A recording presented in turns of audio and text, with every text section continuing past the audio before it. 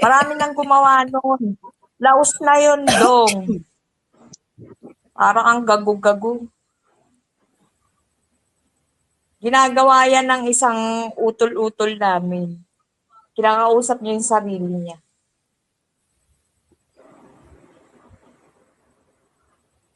Minsan nga 3 pa siya eh. Nambabash.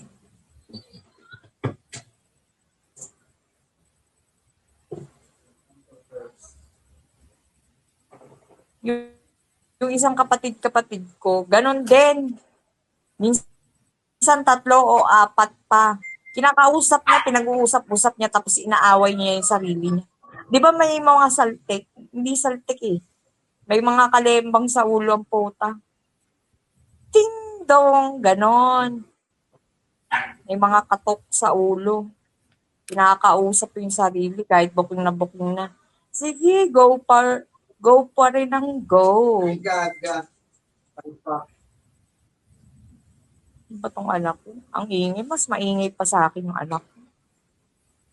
Uy, mamang-mama na boses ng anak mo ah. Ano na yan, Mi?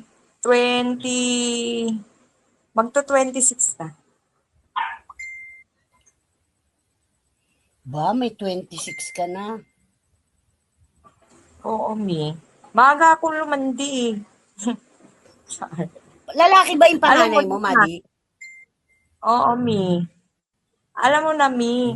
Baka mahuli tayo sa landian. Inunahan ko na. Ganorns. Oo naman. Siyempre, ang lola mo, bondi-bondi din. Ganorns. Anong lagay? Kayo lang ang maglalandi? No. Kailangan, mauuna rin ako, no? Kung gawain nyo, gawain ko rin. May ano pa, panglimos ka kay kay Santino, 500 lang. O tayo na utang ko nga, hindi ko mabayaran, maglilimos pa ako. Para masipag siya, Madi, don't say bad words ha. tinan mo, ganadong-ganado mag-comment dahil nakatanggap ng 500 pesos.